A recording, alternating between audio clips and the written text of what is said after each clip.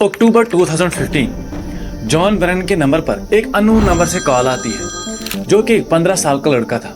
वो जॉन को कहता है कि मैंने आपके सारे कंप्यूटर सिस्टम्स को हैक किया है। Hello? John Brennan, Who is this? you're a f***ing loser. Who is this? How did you get this number? It was so f***ing easy, bro. You're such a d***. What do you want? I don't want anything. I already f***ing own you. How much do you want? We want $5 trillion.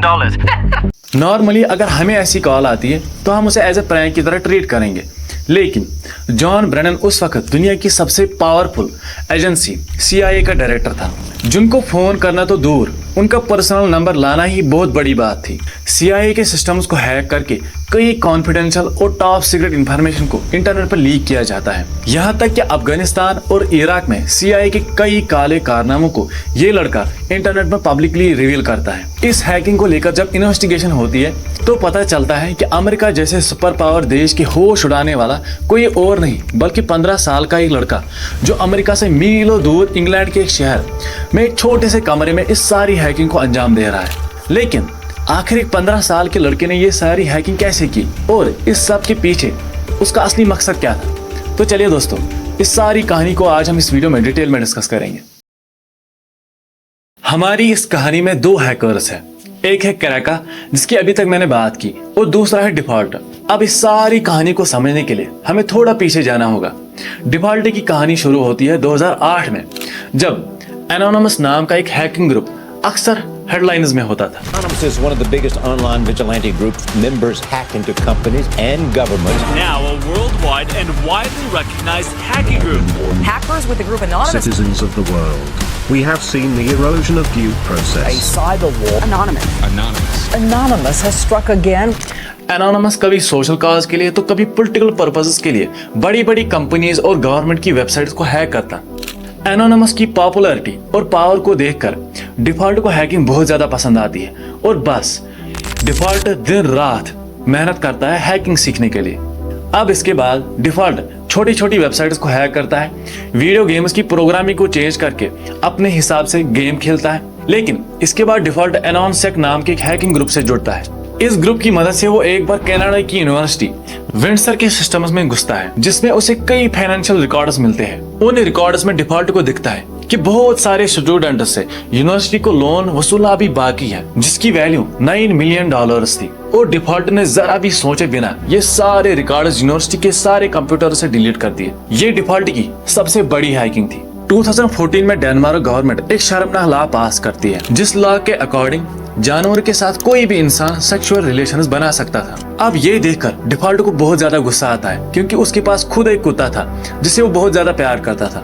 Default अपने hacking group की मदद से Denmark government की official websites को hack करता है और उसे पूरी दुनिया के सामने एक्सपोज करता है। इस इंसिडेंट के बाद लोग गवर्नमेंट का खुलकर अपोज करने लगते हैं। जब डेनमार्क गवर्नमेंट पर बहुत ज्यादा प्रेशर बढ़ता है तो फाइनली 2015 में जाकर डेनमार्क गवर्नमेंट इस लॉ को बैन करती है। डिफॉल्ट की ये बहुत बड़ी जीत थी, क्योंकि उसका कॉन्फिडेंस अब आसमान छू रहा था। लेकिन डिफॉल्ट को अब सबसे बड़ी हैकिंग करनी थी, जिसके लिए वो एक new hacking group crackers with attitude join करता है, जिसका हेड वही 15 साल का लड़का क्रैका था, जो CIA को हैक करने में कई सालों से लगा था। 2013 से पहले क्रैका और डिफॉल्ट कभी नहीं मिले थे, लेकिन 2013 में एक ऐसा इंसिडेंट होता है जिससे इन दोनों को आपस में मिला दिया। एक्चुअली उन दिनों एडवर्ड स्नोडन नाम का एक कंप्यूटर कॉन्ट्रैक्टर CIA में ही काम कर रहा था। एडवर्ड को एक अमेरिकन गवर्नमेंट के प्रोजेक्ट पर काम करने के दौरान पता चलता है कि US गवर्नमेंट हर यूजर के डेटा और प्राइवेट इंफॉर्मेशन को खुफिया कामों के लिए इस्तेमाल करती है, और ये सब यूजर की परमिशन के बगैर हो रहा है। ऐसा करना हर इंडिविजुअल की प्राइवेसी के खिलाफ था। एडवर्ड स्नोडन कुछ दिनों की छुट्टी लेकर हांगकांग चला जाता है, जहां उसने अमेरिकन गवर्नमेंट को एक्सपोज किया था। इस पर एक मूवी भी आई थी दोस्तों, स्नोडन नाम से, बहुत अच्छी मूवी, आप देख सकते हो। अब ये सब देखकर डिफॉल्ट को बहुत ज्यादा गुस्सा आता है कि अमेरिकन गवर्नमेंट हम पर बिना हमारी परमिशन के बगैर हम पर कैसे नजर रख सकती है। अब ये दोनों US को अपना टारगेट बनाते हैं। जहां क्रैका US गवर्नमेंट को गाजा वार के लिए जिम्मेदार ठहराता था, वही दूसरी ओर डिफॉल्ट अमेरिकन गवर्नमेंट को सबक सिखाना चाहता था कि जब किसी की पर्सनल इंफॉर्मेशन किसी के हाथों में लगती है तो कैसा महसूस होता है। क्रैका अब सबसे पहले एक हैकिंग का प्लान बना लेता है और इस प्लान को एग्जीक्यूट करने में लग जाता है। अब क्रैका जॉन ब्रेनन जो CIA के डायरेक्टर थे उनको टारगेट बनाता है। अब जॉन ब्रेनन पर रिसर्च करने के दौरान क्रैका जॉन का पब्लिक फोन नंबर लाता है जो कि वेराजन नाम की कंपनी का था, जैसे हम एयरटेल और जियो का यूज करते हैं। उसने वेराजन के इंटरनल टेक टीम को फोन करके उसी कंपनी का एम्प्लॉय बताकर फोन किया और कहा कि वो एक कस्टमर की प्रॉब्लम सॉल्व करने के लिए उन्हें कांटेक्ट कर रहा है क्योंकि उसके सिस्टम में कोई टेक्निकल इशू है। वेराजन ने उसकी आइडेंटिटी कंफर्म करने के लिए उसका एम्प्लॉय कोड मांगा जो वो ऑलरेडी हैक कर चुका था। वेरिफिकेशन के बाद अब क्रैका ने जॉन ब्रेनन की सारी डिटेल्स हासिल की थी, जिसमें बैंक नंबर, उनका एड्रेस, उनका बैकअप फोन नंबर, सब कुछ डिटेल्स अब क्रैका के पास आ चुकी थी। अब क्रैका जॉन ब्रेनन की ईमेल को हैक करने में लगता है, जहां क्रैका को दिखता है कि ब्रेनन AOL की ईमेल का इस्तेमाल कर रहा है। उसने AOL की टीम को कॉल की और कहा कि वो जॉन ब्रेनन है और उसे ईमेल का पासवर्ड रिसेट करना है। वेरिफिकेशन के लिए AOL उसे बैंक कार्ड के लास्ट 4 डिजिट्स पूछती है, जो क्रैका ने वेराजन कंपनी को बेवकूफ बना के पहले ही हासिल कर लिया था। लास्ट 4 डिजिट्स को बोलते ही अब वो जॉन ब्रेनन की पर्सनल ईमेल को भी हैक कर चुका था। अब वो ब्रेनन की सारे काले करतूतों को बाहर लाता है और उसका प्राइवेट नंबर डिफॉल्ट के साथ शेयर करता है। अब वो दोनों जॉन ब्रेनन को फोन पे फोन करते हैं, कभी उसको गालियां देते हैं, कभी $2 ट्रिलियन की डिमांड करते हैं, तो कभी गाजा को फ्री करने की डिमांड करते हैं। दोस्तों, जॉन ब्रेनन को फोन करना तो दूर, उनका पर्सनल नंबर लाना ही बहुत बड़ी बात थी। लेकिन यहाँ सिर्फ ना फोन नंबर बल्कि CIA डायरेक्टर का पर्सनल ईमेल भी हैक हो चुका था। वो भी एक 15 साल के लड़के ने किया था, जो अब हर एक ईमेल पढ़ रहा था।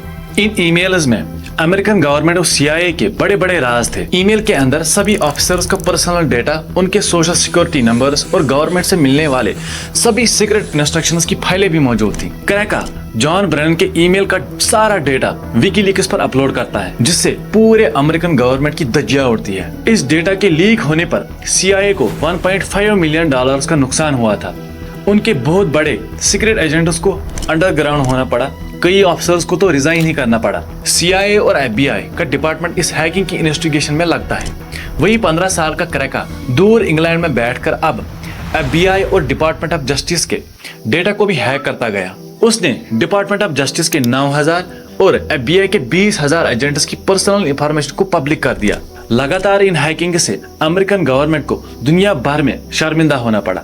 दोनों ही हैकर्स को पता था कि जो कारनामा इन्होंने किया है ये इनको बहुत भारी पड़ सकता है। दोनों ही हैकर्स हर 5 मिनट के बाद अपनी प्रॉक्सी और IP चेंज करते हैं ताकि उन्हें ट्रेस ना किया जा सके।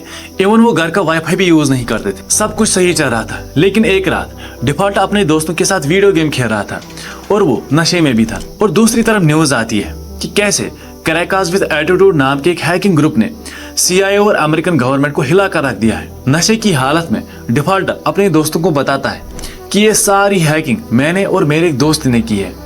किसी एक बंदे ने ये सारी इंफॉर्मेशन FBI को तुरंत बता दी और कुछ ही दिनों बाद FBI डिफॉल्ट के रूम पर रेड मारती है और उसके सारे कंप्यूटर्स को भी सीज करती है। अब इंटरोगेशन के दौरान डिफॉल्ट सब कुछ उगल देता है। क्रैका के रूम पर अब रेड मारती है ब्रिटिश पुलिस और उसके भी सारे कंप्यूटर्स को सीज किया जाता है। इन दोनों के पकड़े जाने के बाद इनके असली नाम सामने आते हैं, जिसमें क्रैका का नाम केन गैम्बल और डिफॉल्ट का नाम जस्टिन लिवरमैन था। क्रैका जो कि एक नाबालिग था, उसे सिर्फ 2 साल की सजा होती है, वही डिफॉल्ट को 5 साल जेल की सजा होती है। दोनों ही हैकर्स ने सजा काटने के बाद अपनी लाइफ में मूव ऑन किया है। लेकिन दोस्तों, आपको क्या लगता है, क्या उन्होंने सही किया था? आप नीचे कमेंट्स में जरूर बताना। दोस्तों, आज के इस वीडियो में इतना ही। आई होप ये वीडियो आपको अच्छा लगा होगा। मिलते हैं ऐसे ही अगले वीडियो में। Thanks for watching.